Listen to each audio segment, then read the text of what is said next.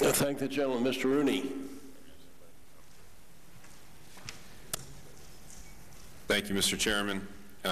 Distinguished members of the panel, as a former Army captain, along with my wife, we were dual military for 4 years. I just want to say thank you for your leadership and your service to this country.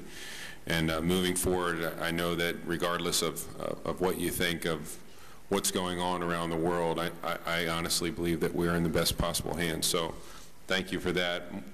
My question has to do with Afghanistan, and as we move through the SOFA agreement in Iraq and move into Afghanistan, over the years, and you know, certainly over the last couple years, we've heard a lot of issues with regard to, you know, the laws of war and the rules of engagement. You touched on laws of war in your opening statement.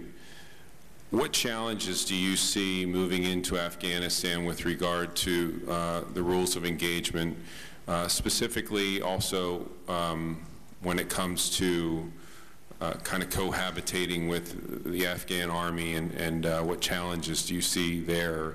And specifically why I ask this question is there was a lot of kind of second guessing, especially over the beginning part of the war in Iraq, with regard to you know, what was the clear focus. As somebody who taught laws of war at West Point, I'd be especially interested personally to know what challenges you all think you're going to face in Afghanistan in the future.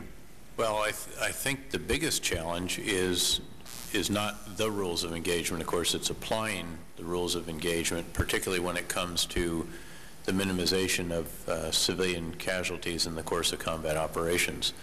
And that requires real, thoughtful, considered leadership in the blink of an eye in a violent situation in many cases where individuals are under fire.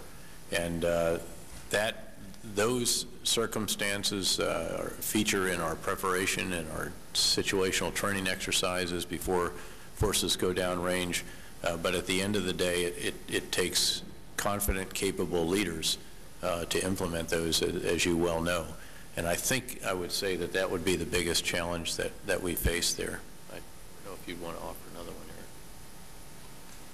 So I think an important aspect of the strategy is the statement that there will be formalized assigned partnerships between Afghan units and U.S. units, and the continuing coaching and mentoring that goes well beyond just existing on the same compound with the force then leads to continuous dialogue about law of war, about what's right. And when you go beyond just putting and the right kinds of things occur. So I think that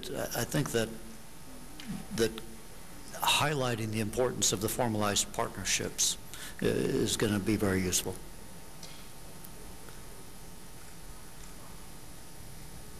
I yield back, Mr. Chairman. I thank the gentleman, Mr. Marshall, gentleman from Georgia.